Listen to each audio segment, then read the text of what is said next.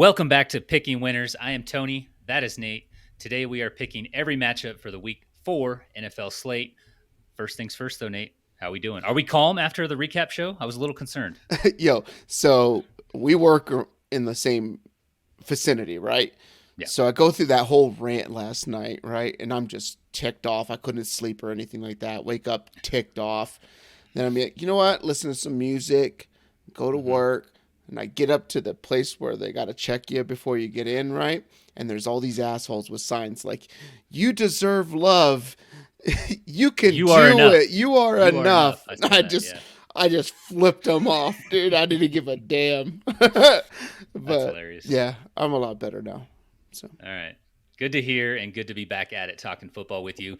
Last week we were off to a great start. Phenomenal start with the San Fran pick. That's an easy one, but we also called Debo. Anytime touchdown call kind of started your ladder for the weekend. Mhm. But then the Jaguars, the Ravens, and the Cowboys all lost and completely wrecked our weekend. To recap how we ended up doing in week 3, though, I went 10-6. I did lose 6 units after risking 44 units. We're trying to risk enough to get to 1 unit profit for every game. So there were a lot of one-sided lines last week. That's our alibi anyways. Nate, you also went 10-6. So good records for us. You did lose 7 units though, after risking 45.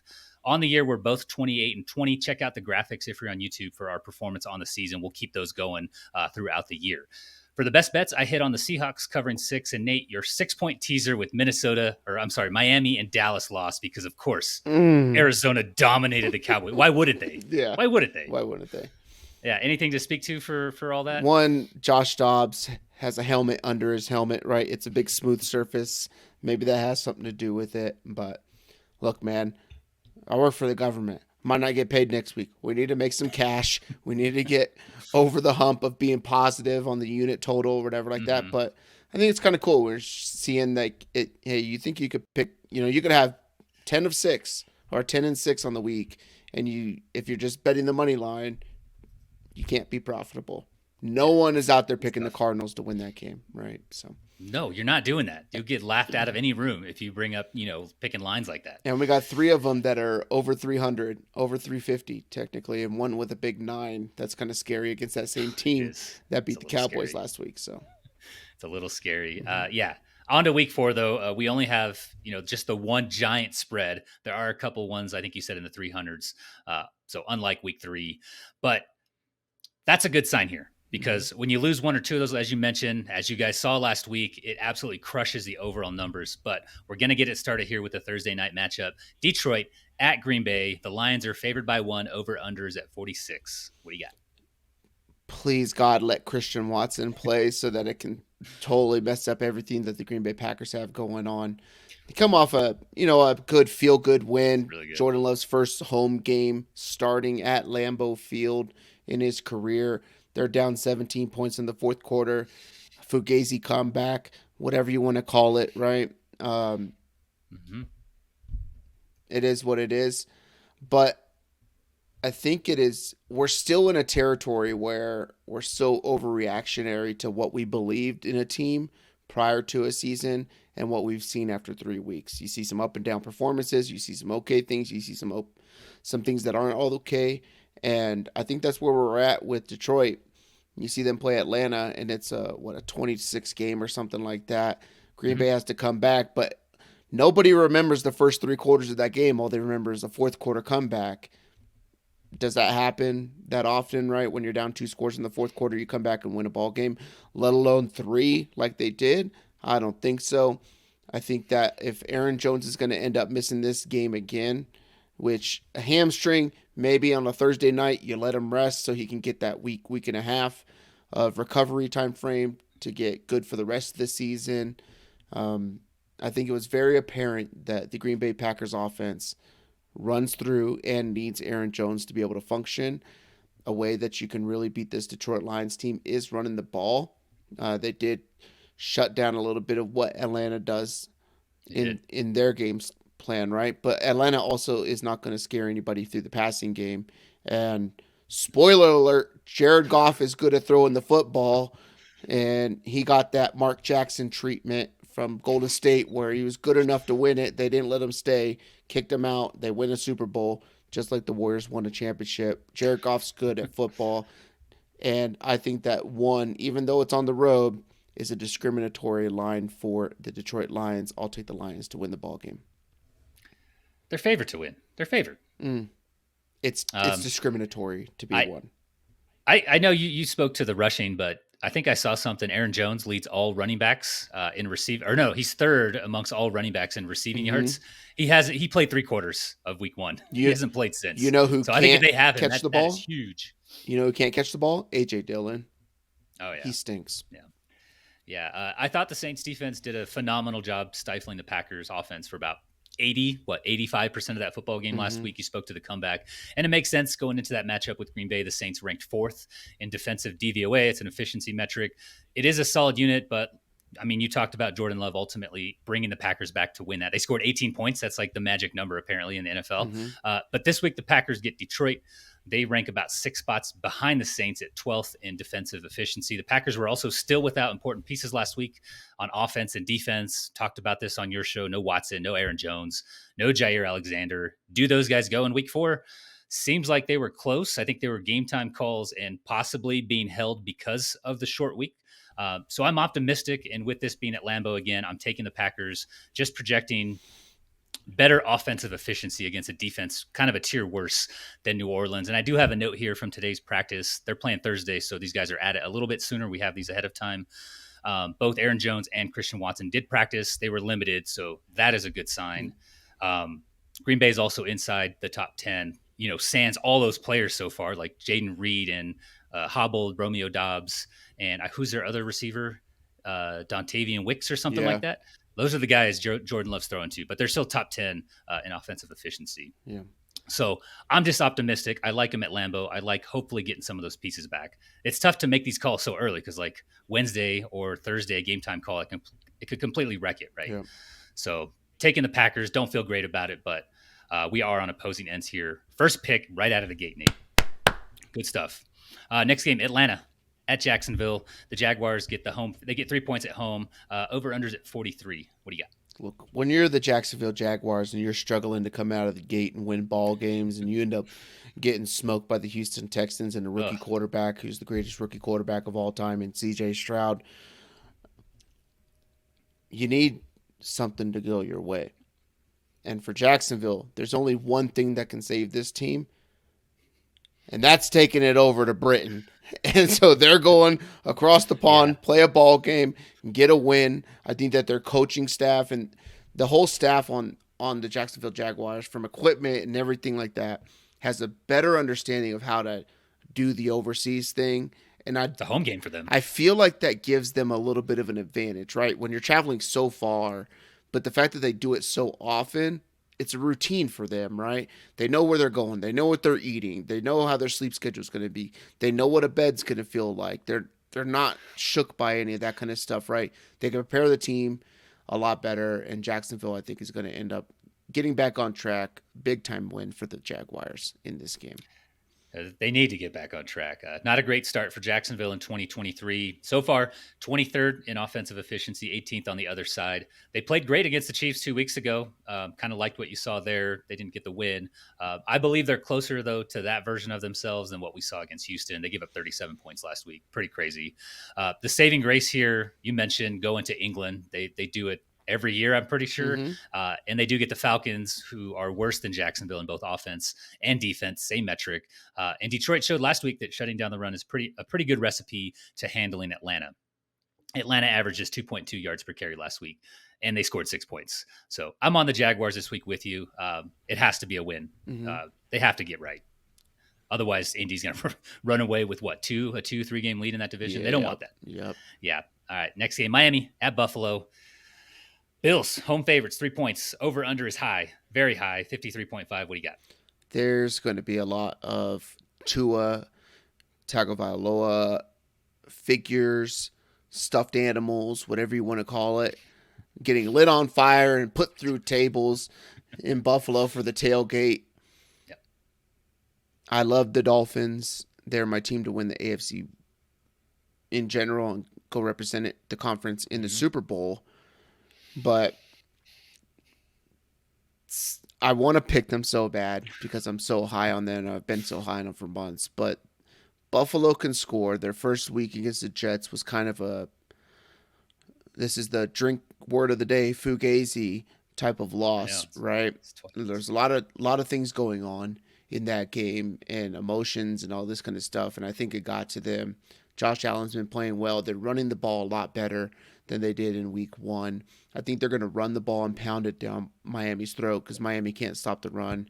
They're going to have to blitz. Miami would have to blitz, but I think that gives Josh Allen a better chance to run the ball and create more stuff from the DBs trying to protect, the run from Josh Allen.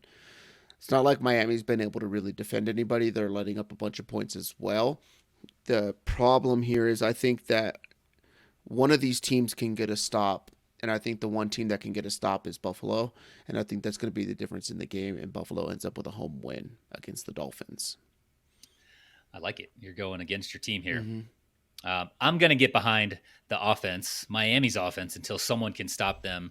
And even then, I'd probably still bet Miami. No Jalen Waddle last week against Denver. We saw that. No problem. They scored 70 points. I think the second, third string guys were coming in the second half. They lead the league in offensive DVOA by a mile, and that's not just because of the Broncos blowout. They were about 24 percentage points higher than the number 2 team going into week 3. So I love everything about it. I love everything about the offense. I love everything about Mike McDaniels. The dude's awesome. How can you not root for him? I am taking the Dolphins. So 2 out of 3 so far.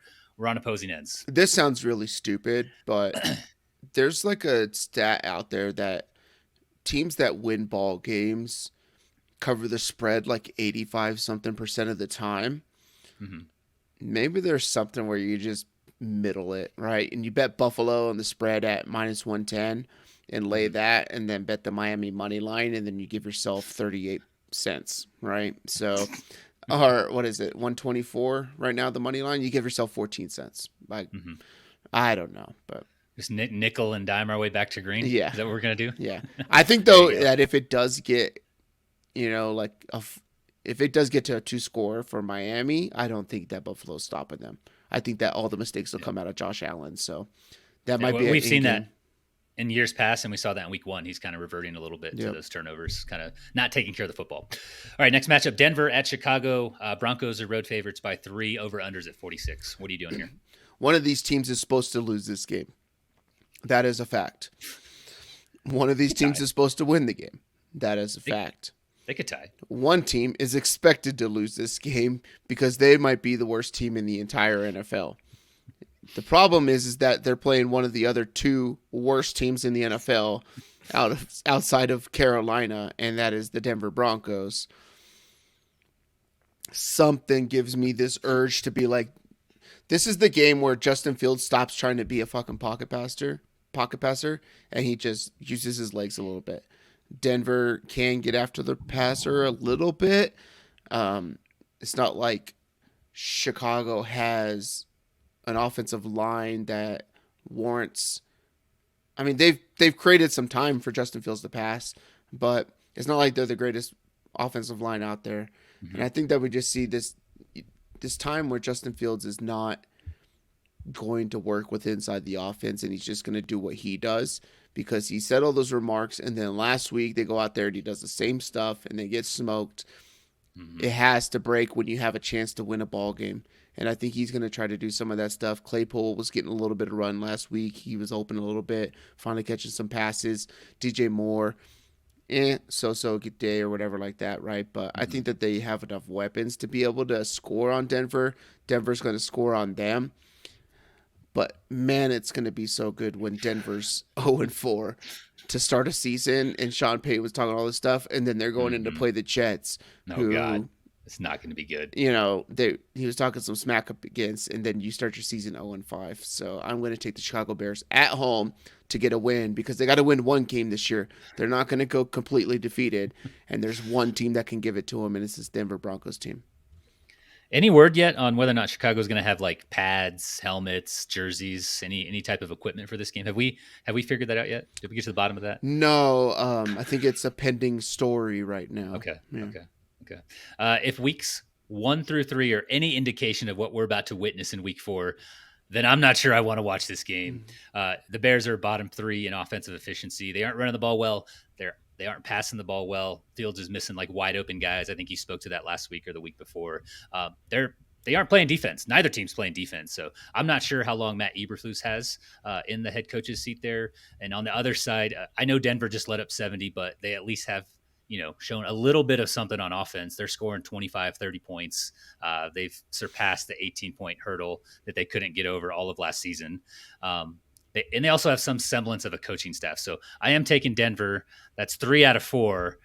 We're different on here. I think we straighten out a little bit as we go on. I don't like the pick here with Denver. And again, I really don't want much to do with this game. This is one of the ones probably not going to be on my TV unless, Chris Hansen or Red Zone or whatever puts it on. It's gotta be. It's gotta be funny to watch, though. Maybe.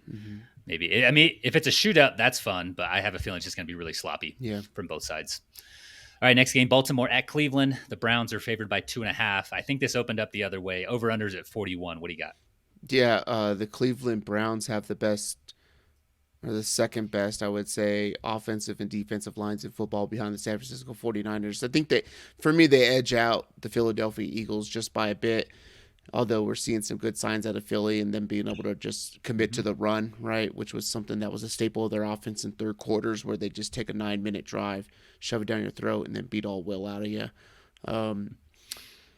Baltimore stinks. Baltimore can't defend anybody. We're talking about, what is his damn name? Colts quarterback, jean shorts. Gardner Minshew. Gardner Minshew goes into Baltimore and wins a ball game against his team. I don't care about the weather. Both teams had to play within it, right? Deshaun Watson got a little bit of passing mojo going last week against the Tennessee Titans. You got a team now that Jerome Ford could run against. He's also a great, phenomenal pass catcher, which is why they kept him instead of Kareem Hunt in the past, right? So I don't see Kareem Hunt having a big role in this team. No. But you're talking about a Cleveland defense who is absolutely smothering opponents defensively, going up against a quarterback who can't throw outside the numbers in an offense that dictates he throws outside the numbers. And then you have Myles Garrett, who's going to be looking like Steph Curry, back to the Warriors again. I don't know why the Warriors are on my mind. He looks like Allen Iverson before he ends up rushing the passer. And he's so good that the Tennessee Titans last week were having 2 tight ends just shadow him, and he caused a delay of game because he went from one side of the line to the other. And then he realized what they were doing, so he went back to the other side, and they didn't have enough time to get set. Delay of game penalty. That's how really great this defensive line is, and just that one person in general. And he still scored like 20 fantasy points on my IDP teams. Jesus. This is going to be a bloodbath, and Cleveland's going to win this thing outright. It's a spread that I would love to take too. I didn't even consider them in any of my actual best bet stuff, but Cleveland's going to beat the brakes off this team by double digits. Lamar stinks. Yeah, after Dallas got wrecked by the Cardinals in week 3, the Browns overtook them as the top defense in the league. But even then, if you need a reason to top in defensive efficiency DVOA. If you need a reason, don't get out of here with 49er stuff. If you need a reason to lean Browns here, let me read off some Baltimore injuries, Nate. Are you ready? J.K. Dobbins, obviously done for the year. Stinks. Justice Hill, Gus Edwards, Stinks. OBJ, Stinks. Rashad Bateman, Stinks. Tyler Linderbaum, their center. Okay. Another offensive Voorhees, Ronnie Stanley, Nick Moore. The goddamn long snapper's injured. How does that happen? Marlon Humphrey, Demarion Williams, Mullen, Marcus Williams, Adarius Washington, Odafe Owe, David Ajabo, Malik Ham, Tyus Bowser. I had to read them off because that is an insane number of. There's a lot of starters in there. Not everyone's a starter, but that's like I think a good 7 or 8 starters on offense and defense. Those are going to hurt, right? And they had some of those going into week 3. So maybe we should have seen the Indy upset possibility a little more clearly. I don't know, but I've got the Browns this week. Ford should have room to run versus what we saw against the Titans last week. I like the Ravens a lot, or the Browns a lot. Sorry. I'm going to clip that part out. So you say, don't do it. Don't do it. Next game, Cincinnati at Tennessee. The Bengals road favorites. They get 2.5 after beating the Rams last week. 41.5 is the over-under. What you got? So this is something I remember I sent in a group text and saying, I don't think Joe Burrow is going to play Thursday or Monday night. And he's probably not going to play next Thursday night against Tennessee either, because this line opened up Tennessee -1.5, right? Mm-hmm. But then he ended up playing last night.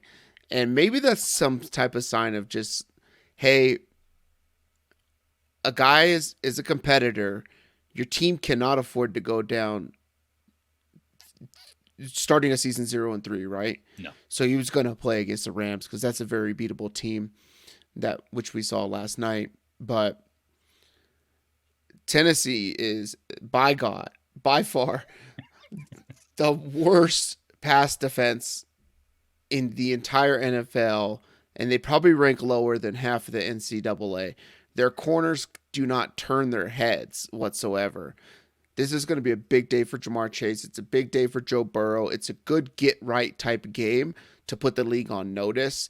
And I could see them putting up 35, 40 points on this Tennessee team just to show, hey, we still got it. By the way, we got some bonuses we need to hit, and we got to catch up by the end of the year. So big game for that. T. Higgins, I'm surprised no one's talking about him like they talked about Kadarius Toney in week 1. Jesus, this dude was brick hands last night too. But Joe Mixon, he can still catch the ball out of the backfield. He's not going to be able to run much. He hasn't been able to run much and get much going because Joe Burrow's been hurt. So that does limit what they're going to do. People stack the box a little bit. But Cincinnati, runaway win. Dang it.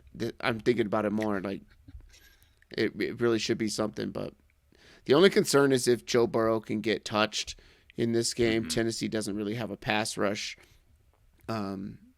If he can get touched, there's obviously a risk of an injury again or something like that. But I don't think this is a game that he comes out of. It doesn't matter if they do. I mean, he was getting rid of the ball so fast. Yeah. They were using Jamar Chase all over. We got like 11 or 12 catches. But you mentioned it. Titans, they're a pass funnel team. They'll do anything to stop the run, even if it comes at the expense of losing the football game. Yeah. Their defense, it is middle of the pack, though. I think that's because of what they do against the run, but they do not have the offense to make up for that. So Joe Burrow, while he is pretty stationary right now, he should be able to replicate what he did against the Rams last week. Like I said, lots of short passes, getting rid of the ball in 2.5 seconds. Should be plenty to beat the Titans and get to 2-2. I've got the Bengals, and hopefully, listener, you aren't one of those people who traded Jamar Chase away for Puka Nacua. Everybody's if you doing are, it. identify yourself. Everybody's doing it. Next matchup, Rams. The aforementioned Rams, they go to Indy to take on the Colts. Indy's home favorites. They get 1.5 over under. Pretty high for these two teams. It's at 47. What do you got? I don't think that we're going to end up getting Anthony Richardson playing in this game. He's still in the concussion protocol. I don't think it's good for him to play in this game against a guy like Aaron Donald. But I think that Gardner Minshew is a perfect guy to play in this game because he can get rid of the ball pretty quickly. The Rams' offensive line is a liability, and last night in Monday Night Football in Cincinnati, whiteout conditions, we saw that Matthew Stafford has that Sam Darnold seeing ghosts thing going on right now, because there was dudes like a lot of stuff in the commentary was like, oh, they're guarding Puka Nacua different, right? And there's this, but he was open the majority of the time too. And Stafford just wasn't getting the ball to people last night as he was getting rushed. I think that offensive line and what we thought it was is what it is. And they're coming back down to earth. Indianapolis is going to win this game at home. They're buzzing. People love Gardner Minshew. He just went on the road to Baltimore where they left, got a victory. He's going to come back in the jean shorts, maybe a cool jean jacket. Maybe he ends up with a mohawk or something like that. Like the guy on Guitar Hero, right? He just gels it in big old cones and stuff like that. And I think that Indianapolis walks away with this one. The Los Angeles Rams played a home game, which was an away game against the 49ers. And then they had to go on the road to Cincinnati for Monday Night Football. And then they're on the road again in Indianapolis. And then they go back home. It's just a bad stretch for this team. So I'm going to take it. It's a lot of time to spend in the Middle East. That's for sure. Yep. So I thought about this. I think the problem, because the Bengals were in those white jerseys, is Matthew Stafford. Like, he had too many people to throw to. Yeah. He couldn't figure out who to throw to. Tyler Higbee and 11 guys on the defense. They all look the same to him. Yeah. Check at Naderade530's tweet to Is see what that I'm a talking play? about. Is that a play for them? You know, trips left, Y, scatter back, throw to White. I think it Yeah. is. Yeah. I thought the Rams defense played pretty solid last week in the first half. I believe it was 6-6 Mm-hmm. going into halftime. Burrow did wear them down in the second, throwing, like I said, lots of short, quick passes, kind of negating any sort of pass rush. I think Aaron Donald did get there. Those guys did get there a couple times, 2 or 3 times. As it was, though, they lost by 3 with a pretty awful performance by their offensive line. You mentioned Stafford was getting hit. He got sacked 6 times, and the running game did nothing. I think it was like 10 carries for 30 yards or something like that for Kyron Williams. They also stalled twice in the red zone, kicking field goals instead of scoring touchdowns. So lots of excuses here, but they get an Indy team this week that does not have Joe Burrow under center. Gardner Minshew is not a hobble Joe Burrow, unfortunately, for the Colts.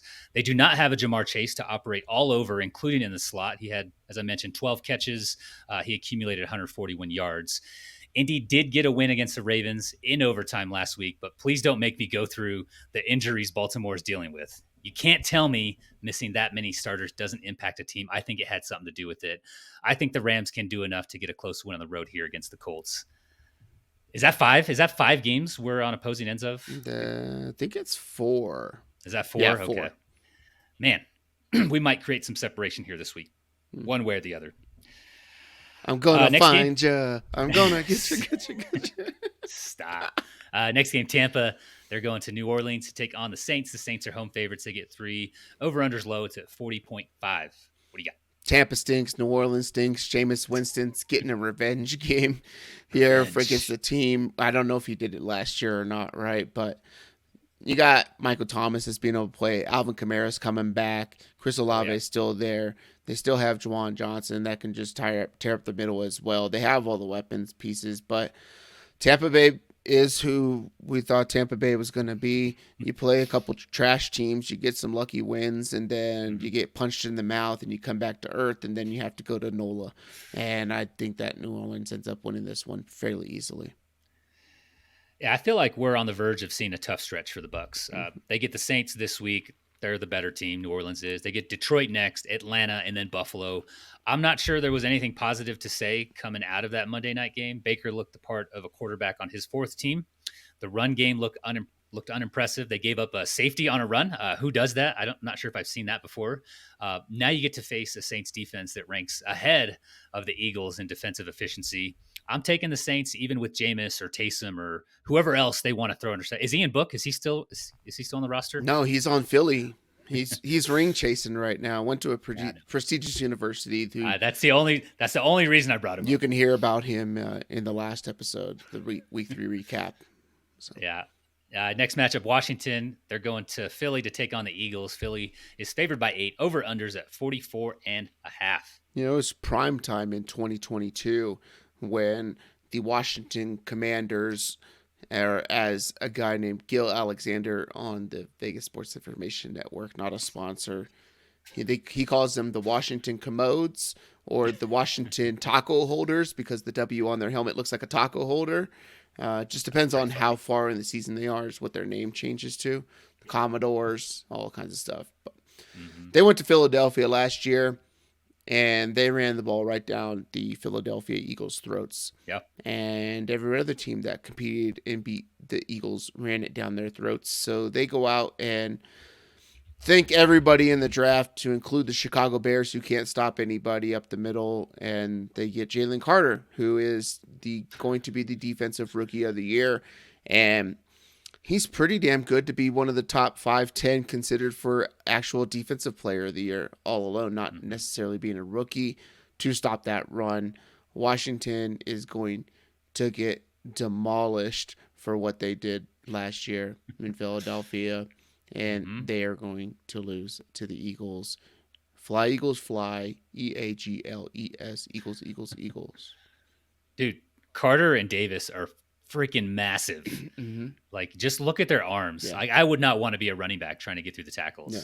Like, I feel bad for opposing running backs. And yes, I know they don't say Eagles, Eagles, Eagles. They say Eagle, whatever, right? But I like the number 3. Leave me alone. That's fair. I think Buffalo put to bed any outlandish arguments there were out there that the Commanders had arrived.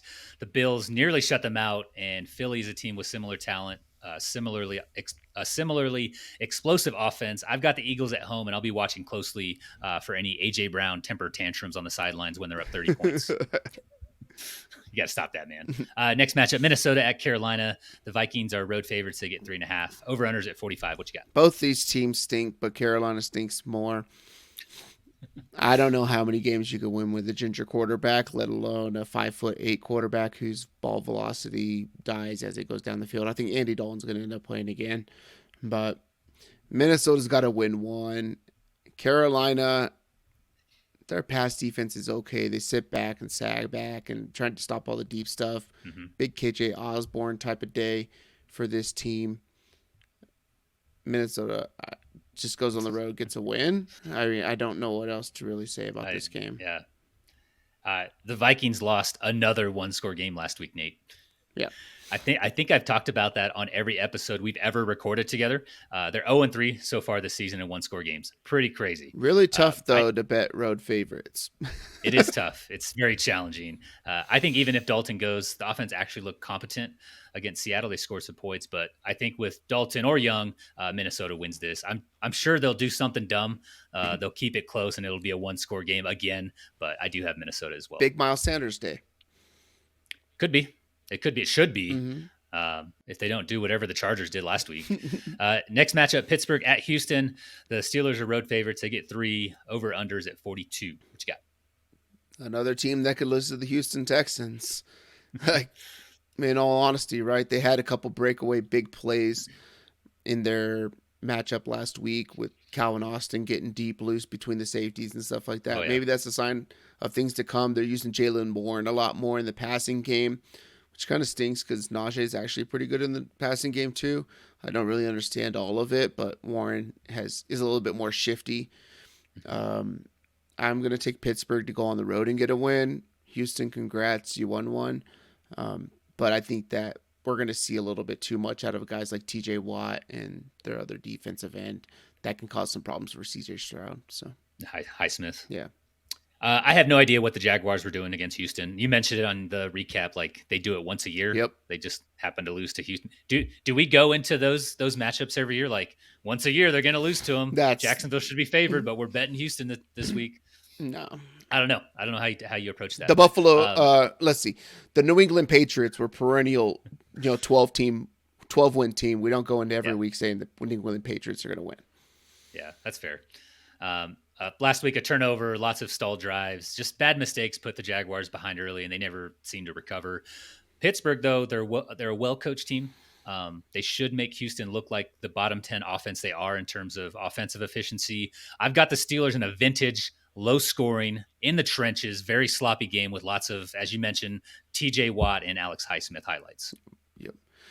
Going to be a low-scoring game. Let's see. Probably not going to watch much of it. It'd be interesting to see if CJ Stroud tries to test Patrick Peterson, because we saw Jimmy G try to do that because he's like, oh, Brock Purdy threw it at Patrick Peterson, got a touchdown, let me show it. And it was like a wobbly pick. It was terrible. So that's why the Niners let go of Jimmy G. He throws picks to Patrick Peterson while their new quarterback just throws dimes.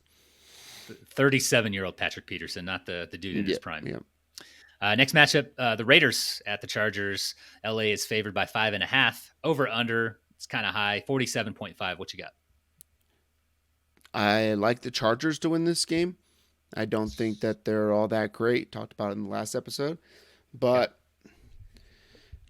it does get a little bit scary for me if Aiden O'Connell starts this game, because Aiden O'Connell is a legitimate quarterback, and he might be the most unlooked dude that's been in the NFL for a while. I mean, are you drinking that preseason Kool-Aid, Nate? Dude, he's good. He was good at Purdue. Like, he is really, really good.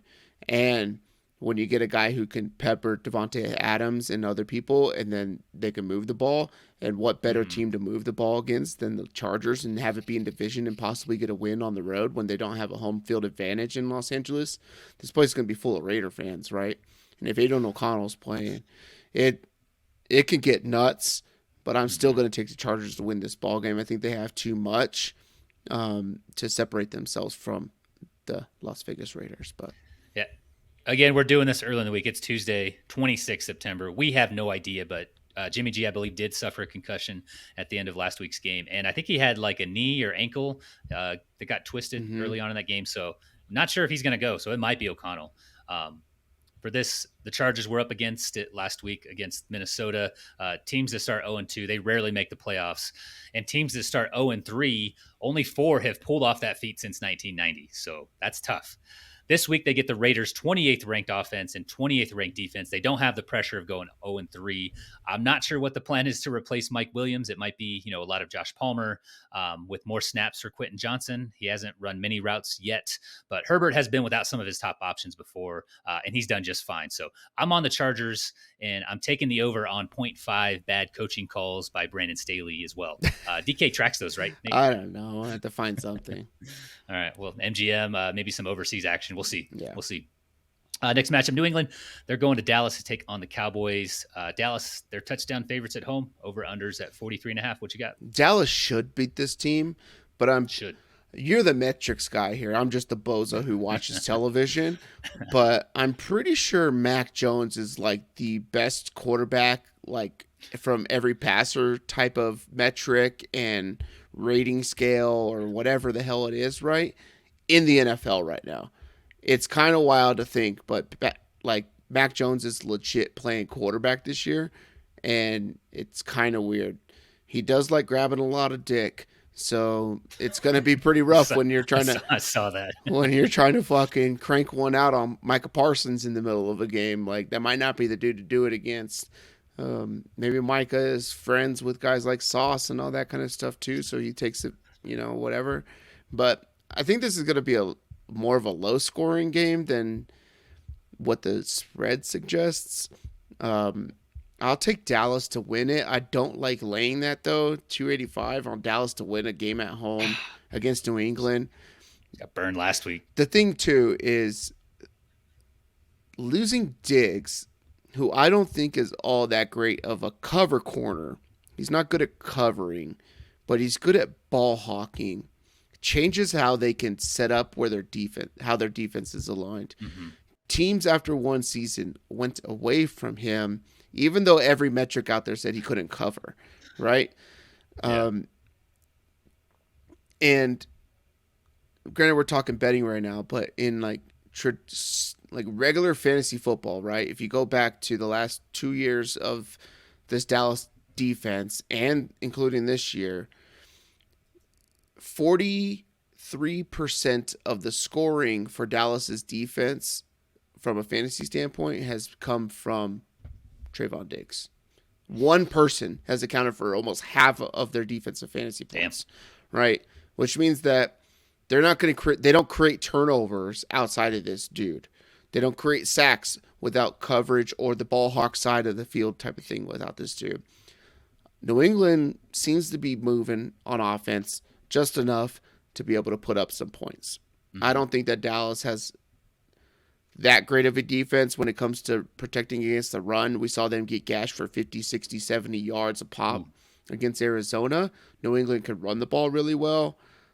I still take Dallas to win it, but this is one I'm not surprised if New England ends up winning a ball game on the road. Bill Belichick's pretty smart. His little boy, he's pretty smart too. I think they could scheme. They have one of the better cover corners in the league that they drafted out this season as well, out of the draft. So Zeke revenge game, is that what you're saying? Dude, maybe they warmed him up last week. They're giving him some carries. He almost got double-digit fantasy 17 points. Carries, yeah. But all that to say, this is something I would not want to bet.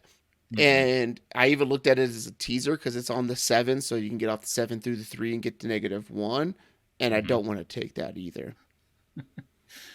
Jesus. I looked it up, Mac Jones, in your favorite stat or metric of them all, PFF passing grade. He's 20th, but I did tab over, and he's number 1 in groin grabs. So he's leading the league there for sure. Maybe it was before the Jets game or something like that. But he's looked good. It's night and day, though, this year compared to last. So they're actually running a competent offense, which makes sense. Patricia was trash.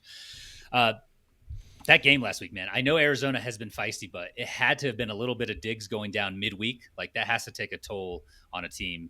Maybe they're practicing lighter. Maybe they were overconfident going against Arizona. I don't know, but I believe Dan Quinn is a good defensive coordinator. We've talked highly of him in the past. I believe those guys take pride in what they do and will not enjoy that game film from last week. I'm taking Dallas to bounce back here. It just feels like last week was kind of a wake-up call for the offense and the defense. You cannot step onto an NFL field and expect, the previous 2 weeks performance to put away an opponent. And I kind of felt like that's what happened. Arizona did play well. I'm not taking anything away from them. The Patriots, so they're going to be a good test for us to see what Dallas really is. But I've still got the Cowboys. They burned us last week, but I'm still going with Dallas this week. Mm-hmm. Fool me once. Shame on me. We'll see. Fool you again, you vote Republican. No. I can't be fooled.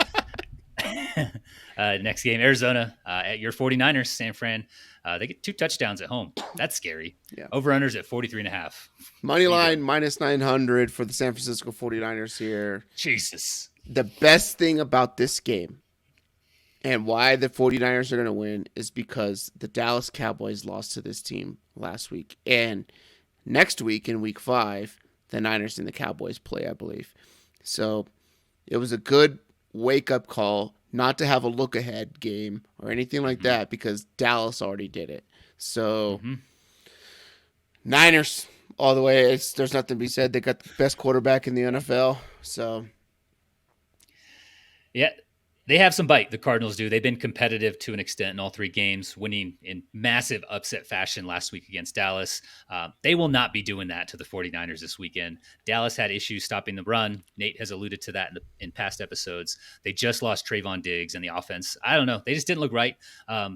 There were signs, too, going into week 3. The Cowboys offense ranked just 19th in terms of offensive efficiency. Oh, I mentioned this DVOA efficiency kind of throughout this episode. San Fran is a top 5 defense and top 5 offense. I'm banking on that. I'm taking San Francisco. I'd be afraid of 2 touchdowns, but I think they win this one easily. I'm happy with the money line. I'm content. This is famous last words. Yeah. Yeah. There's no way that week. the 49ers lose this week. Yeah. That's the one that puts us back in the red. Of course it would be. So moving on to the Sunday night matchup, Kansas City, they're going to the Jets. Kansas City road favorites, obviously, they get 9.5. Over-unders at 42.5. And I think 40 of that's for Kansas City, right? What you got? Sam Darnold, Zach Wilson, Aaron Rodgers, Trevor Siemian, Joe Namath. I don't care who's playing quarterback for the damn Jets. They're not winning this ball game. And it has nothing to do with the quarterback. It has everything to do with Nathaniel Hackett. They're just putting the fall on him so that Hackett doesn't get canned before Aaron Rodgers comes back next year and makes him look like a genius again. But Kansas City go into MetLife. He's never played there before. It's his first game. Primetime football. Who knows? Maybe Taylor flies in on a parachute, brings the game ball in or something like that. I don't know. So Kansas City win the ball game. Flies in with the 81st Airborne or something, patriotic like that. Can you imagine how stupid these Jets fans are going to be when they sit there and they're yelling, Trevor, Trevor, Trevor, after a couple quarters, and you realize, like, you're really asking Trevor Siemian to play quarterback for this team like it's going to make a difference. You need to tank because you have no linemen. Yeah. Yeah. It's the line. It's always been the line there. Based on your reaction on the recap we just recorded, Nate, I will refrain from basing my entire take here on Travis Kelce and Taylor Swift. Thank you. I had to rewrite a lot of my show notes. But all of your notes are just a blank space. Lots of lyrics, lots of callbacks to the Eras tour. The Jets offense is hot garbage, decomposing trash from a landfill in Arizona in the summer. You should be able to get extra VA disability compensation for watching the Jets play. It's like a burn pit. Yeah. They have programs to help you guys out with that. Yeah. Can you plug a number into the show notes? I don't know. Whatever the suicide hotline is. Jesus. The Jets, the offense isn't good. New York is dead last in offensive efficiency, and it's impacting the defense. Those guys projected to be a top 5 unit, but given the struggles on offense, their defense is middle of the pack in DVOA. The Chiefs have the 6th ranked offense and 9th ranked defense. They have Mahomes, they have Kelce, and they look pretty damn good so far through 3 weeks. I'm taking the Chiefs as well. Nice. Final game, Monday Night Football. There's only one this week. Thank God. That 5:15 start for us, that's So pushing it. terrible. It's pushing it. This is Seattle. They're going to New York as well to take on the Giants. They got back-to-back games there again. How many times? I feel like this is the second time this season so far they've done that. Hmm. They're playing the Giants. New York is favored though. They get 1.5. Over/unders at 47. What do you got? I think this line has to do with Seattle's offensive line being banged up on the interior part of it. Gotta But be. I don't believe that the New York Jets can get a pass rush regardless of who they're playing against. Giants. Or the Giants. Yeah, apologies. Um, but I don't believe that they can get a pass rush on this team regardless. And I think that their corners get eaten up by guys like DK and Lockett. Hmm. The New York Giants also are very prone to just getting the ball ran down their throat, and Seattle's pretty decent at running the ball as well. The thing, though, is that Seattle doesn't have a pass rush either whatsoever. So this is really going to be the first game where we see Daniel Jones be able to have a lot more time in the pocket and be able to create with his feet a lot more. So I think this is going to be the good test of what we believe the New York Giants may have been, what their athletes can be. I don't think that Saquon's going to play in this game. Probably not. So you're missing out on that as well. But last season, the Giants were the most efficient team on, I believe it was third down and fourth down in short yardage conversions. Also, I believe they were the best team inside the red zone as well. And they just don't have the people to really be that. And I think that's like a lot of luck in there, right? Things just really went their way when we talk about like Minnesota one score games or these other teams one score Yeah. games or whatever it is, right? Um, I think that's what New York was last year, and thought they would have a step forward, but I don't think it's there. I think what the luck metric would state is actually factual. I'll take Seattle to win this game. Really rough though. That's like one of the farthest trips you could possibly take. So Yeah, everything regresses to the mean. yeah. It's a favorite phrase of the show. After Seattle got through week one, the offense has been It's the fantastic. first time we've ever said that. I say that all the time. Maybe it was my I show. I don't don't know. listen to you. I black out. That's fair. Seattle's throwing, they're running, they're scoring points. Their offense is actually a top 5 unit to this point. Maybe they've had to be in a couple of those matchups, but the defense could use some work. The Panthers put up 27 on them with Andy Dalton going last week. He is good, so I will put some respect on his name, Nate, as you drink Diet Coke there. Mm. But work to do there on defense. The Giants, though, holy crap, they rank 29th in efficiency on offense and 31st in efficiency on defense. So that Daniel Jones contract, Nate, 46 million this year, that comes out to 8 million so far to sit here in 0-3. Mm-hmm. I think they gave up in 2 of those games, though. Yeah, To be honest, agreed. Good for Daniel Jones though with the money. That is Oh, a yeah. lot. But I'm taking Seattle in this one. Yeah. Jamal Cool. Adams should be back this week as well. Looks like That'll Jamal help. Adams is going to come back from that quad. So Okay, yeah, that'll definitely help that defense.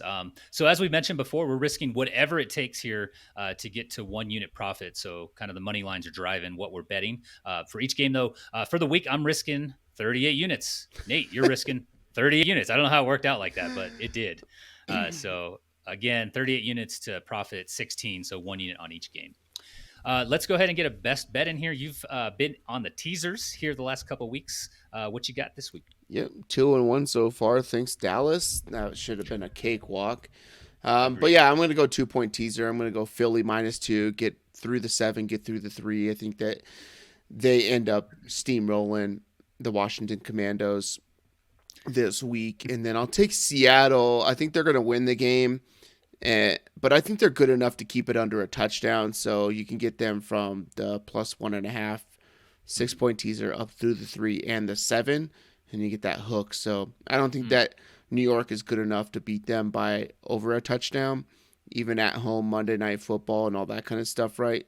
Field's going to be kind of weird. Like, it's a turf, but you just got played on the night before.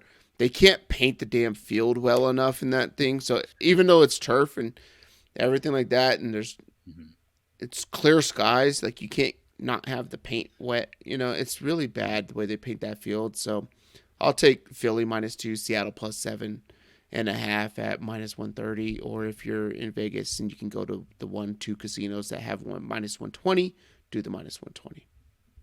Nice. That's on DraftKings, because I think DraftKings is a 130.